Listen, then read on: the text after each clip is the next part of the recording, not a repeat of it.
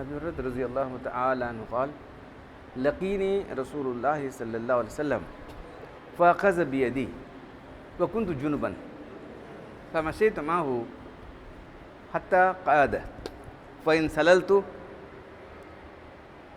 فأتيت الرحل فاختزلت ثم جئت فقال رسول الله صلى الله عليه وسلم يا أبا هريرة أين كنت؟ فقلت له قال سبحان الله إن المؤمن لا ينجس. ابو ہریرہ رضی اللہ تعالیٰ کہتے ہیں کہ اللہ کے اس راستے میں ملاقات ہو گئی تو آپ نے میرا ہاتھ پکڑا،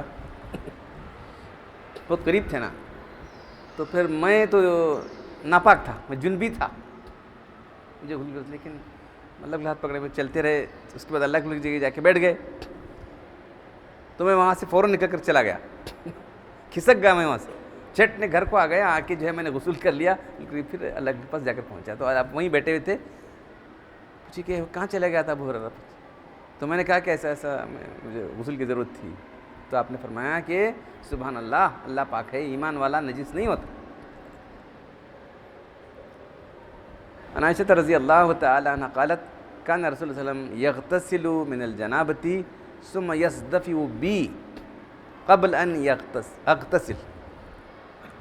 عائشہ رضی اللہ تعالیٰ فرماتی ہیں کہ اللہ کے رسول وسلم جنابت سے غسل کرتے تھے، کرنے کے بعد پھر آ کے مجھ سے لگ کر سو جاتے تھے اور مجھ سے گرمی حاصل کرتے تھے، اور میں ابھی تک غسل نہیں کی ہوتی تھی، میرے غسل کرنے سے قبل ہی آ کے مجھ سے میرے ساتھ لگ کر سو جاتے تھے. تو جو ناپاکی جنابت سے ہوتی ہے، حیض نفاس کی ناکا ہے، تو گندگی دو قسم کی ہے، حدث دو قسم کا ہے. ایک حدث حکمی، شریعت کا حکم ہے بلکہ اس کو گندگی کہتے ہیں ہم لوگ. پھر دوسرا جو ہے حدث حقیقی، آپ دیکھتے ہیں پیخانہ لگا، پیشاب لگا، یہ سب خون لگا، یہ سب تو نظر آنے والی چیزیں، اور وہ چیزیں نظر آنے والی نہیں تو ان کو حدث حکمی کہتے ہیں. شریعت کے حکم میں وہ ناپاک ہے. اب یہاں جو ہے ان کو اللہ کے ابو ہریرہ رضی اللہ تعالیٰ کو جو غسل کی ضرورت تھی، تو کیا ہاتھ میں ہوتا ہے غسل؟ کیا ہاتھ میں گندگی ہوتی ہے؟ نہیں ہوتی. اگر کپڑوں کو بھی نہیں لگا تو کچھ بھی نہیں ہوتا، معلوم ہے، یا کپڑے بدل لیا ہے یا وضو کو دھو لیا ہے تو اس کے بعد کوئی سوال ہی نہیں آتا گندگی کا. تو یہ جو گندگی ہے، حیض نفاس اور یہ جنابت کی جو گندگی ہے، یہ حدث حکمی کہلاتی ہے. شریعت نے اس کو حکم دیا ہے کہ گندگی ہے، ناپاک ہے. اور جو ظاہری گندگی نظر آتی ہے تو معلوم ہے آپ کو، پیشاب لگا ہے، وہ لگا، یہ گندگی لگی ہے، خون لگا، یہ تو جو ہے حدث حقیقی، حدث حکمی، یہ دو قسم. پھر اس کے اندر بھی اس کی دو قسمیں، اس کی دو قسمیں، حدث اکبر، حدث اصغر. حدث اکبر ہو گیا، منی خارج ہو گئی اور اس سے مباشرت کی ہے، حیض نفاس ہو، تو یہ حدث اکبر ہے، اس کے لیے غسل کرنا ضروری ہے، فرض. اور جو آپ دیکھتے رہتے ہیں اس کے لیے حدث اصغر کے لیے صرف وضو کرنا کافی ہے. پیشاب پیخانہ کر کے آدمی نیند سو گیا تو ایسی صورت میں جو ہے وضو ٹوٹ جائے گا، تو اس کے لیے حدث اصغر کے لیے وضو کرنا کافی ہے. تو معلوم ہو گیا. پھر وہ جو حقیقی گندگی ہے اس کی مقدار، ایک جو ہے غلیظہ ہے اور ایک خفیفہ ہے. تو انسانوں کا، جانوروں کا، انسانوں کا جو پیخانہ پیشاب یہ سب حد سے، باقی ابھی کھیت میں کام کرنے والے وہ بیلوں وغیرہ ان کا جو ہے وہ خفیفہ ہے، سمجھا. تو یہ بڑی بڑی دو قسمیں ہیں، ایک تو حدث حکمی ہے، ایک حدث حقیقی. پھر اس کے اندر جو ہے کس طرح پاک کرنا چاہیے، حدث اکبر، حدث اصغر. حدث اکبر کے لیے غسل کرنا پڑے گا اور حدث اصغر کے لیے وضو کرنا کافی ہے. یہ جو ہے نجاست غلیظہ اور نجاست خفیفہ. نجاست خفیفہ تھوڑا سا اس کا رات دن کام کرتے رہتے ہیں بیلوں کے ساتھ، وہ یہ سب جو ہے کیا کرے گا آدمی، ہر وقت غسل کر رہے کیسا ہونے والا اس کو، تو وہاں تھوڑی سی نرمی دی گئی.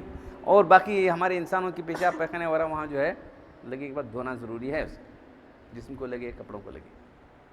تو جو ہے گندگی جو ہے غلیظہ ہے اور ایک خفیفہ ہے جو حقیقی گندگی ہے. حدیث حقیقی کے اندر دو قسمیں ہیں، اس طرح حدیث حکم کے اندر دو قسمیں۔ اب جو یہاں واقعہ پیش آ رہا ہے ابو رضی اللہ عنہ کا، تو ان کو جو ہے مجھے نہانے کی ضرورت تھی، اللہ کو ملے میرا ہاتھ پکڑ کے چلے۔ اب جا کے ایک جگہ بیٹھ گئے، میں سوچا کیا کروں، بے چینی ہو رہی تھی، میں فوراً کھسک کر چلا گیا، گھر جا کے غسل کر کے آ گیا۔ تو پھر پوچھا اے برا تو کہاں چلا گیا تھا؟ نہیں اللہ کے رسول بہن کیا مجھ کو نہانے کی ضرورت تھی۔ تو آپ نے کہا ان المؤمن لا ینجس، مومن جو ہے ایمان والا کبھی گندا نہیں ہوتا۔ حکمی ہے وہ نہیں کہ ہاتھ میں گندگی تھی، ہاتھ لگائے تو ڈر رہے تھے مجھے ہاتھ پکڑنے لگا، ہاتھ میں نہیں ہوتی، اگر جسم بھی پاک ہے تو وہ جسم میں بھی نہیں ہوتی۔ اب دوسری حدیث کے اندر وہی بات آ رہی ہے کہ جو ہے اللہ کے رسول جو ہے انبیاء کرام کو احتلام نہیں ہوتا، تو اللہ کے رسول کو جنابت ضرورت پڑتی تو یہ کہ مباشرت کرنے کے بعد ہی ہوتی، ایک ہی کنڈیشن تھی کہ آپ جو ہے عورتوں سے ملنے کے بعد ہی آپ کو غسل کرنا پڑتا تھا۔ تو عائشہ رضی اللہ عنہا کہتے ہیں کہ جو ہے اللہ کے وسلم جو ہے اس سے جنابت کرتے تھے، ممکن ہے ٹھنڈے پانی سے کرتے ہوں گے، یہ بھی شعر نے لکھا ہے۔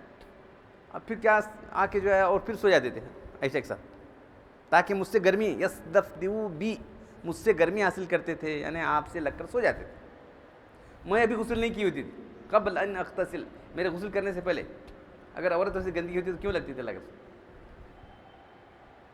تو ایمان والا گندا نہیں ہوتا، کافر جو ہے کفر کی وجہ سے گندا۔